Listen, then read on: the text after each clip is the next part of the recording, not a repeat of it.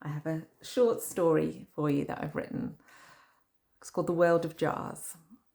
There was once a world where people lived in jars. Some were made of thick Myron glass where no light could enter, others of mirrored glass where only their own world stretched out endlessly before them. Others glowed in shades of midnight blue, turquoise, or amber brown. A few were translucent, but all had solid edges and all lids were tightly sealed. Every so often, at moments no one could predict, two lids would open at once and one person might slip into another jar, drawn by something brighter or more appealing. But most never took that risk. They stayed huddled down at the bottom of their jars, waiting for the lid to shut again, flooded with relief when it did. They'd been taught that life outside the jar was dangerous, uncertain, and unsafe. And yet, life found its way.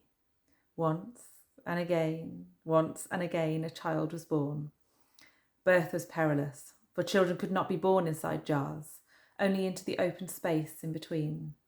Terrified, their parents would force their own lids open, swallow their fear, birth their child, and then reach out into the vast unknown. Reflexively, they would scoop the newborn into the safety of their jar and then quickly close the lid again. Inside the jar, the parents taught their children everything they knew, the rules, the edges, the limits. They'd lived there so long they mistook their knowledge for truth. But the children remembered, at least at first. They remembered being born into the open air before they knew to fear that space. They remembered, and then, as they grew, they forgot. Some children found comfort in forgetting. The jars were familiar, predictable. Others would press their hands up against the glass, longing for something beyond, but told repeatedly they were wrong. A few even tried to break the glass, but their parents warned sternly, "Stay inside, stay safe." Some parents, though fearful, sensed their children didn't belong inside that jar. With anxiety and doubt and an aching kind of courage, they opened their lids and whispered, "Go. Go quickly, find another jar, find an empty one. There are jars where your ancestors once lived. Go there. Close the lid and you'll be safe." And so the children left. They hurried to the empty jars, slipped inside and prayed for the lids to shut quickly. And they did, for the lids always obeyed their inhabitants. One day, a young woman left her parents' jar. She had pushed so hard against its edges that her family feared it might shatter. There was no choice but to let her go. She packed her belongings, filled with excitement and unease, and ran towards the nearest empty jar.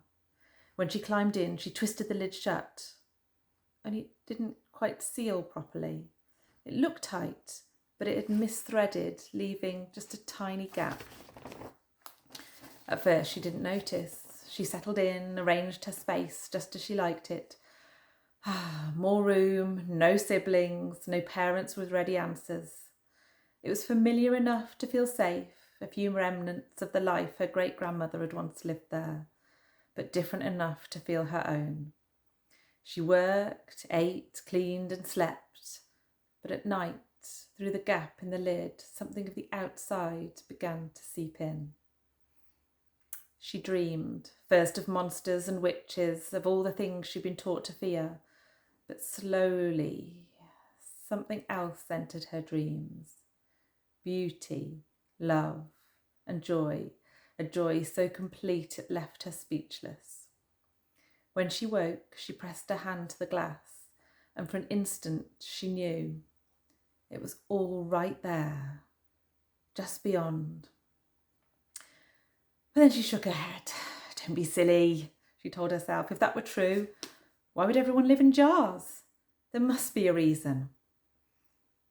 The jars keep us safe." And as she thought this, she noticed a flicker of light around the edge of her lid. Panic rose in her chest. The seal was loose. She scrambled to tighten it, but no matter how hard she turned, the lid would not close. Fear swelled inside of her. She looked around for another jar, an empty jar, any jar. She couldn't go back to her parents' jar. She was too big now. All she could see were other jars, crowded, noisy, some filled with fear, others with suffering, some peaceful, but still too small. That's all there is, she thought. Jars, endless jars. And then something shifted. She looked again, really looked, and realised that everything she feared was inside the jars. Outside, there was nothing. Nothing at all to fear. Slowly, her lid began to turn. Her heart pounded, but she did not run. She watched as the lid lifted away, and nothing. No racing, no fear, no danger, no attack. She climbed up and sat on the edge, then lowered herself down gently so her fingertips just remained on the rim. She took a deep breath and then she let go.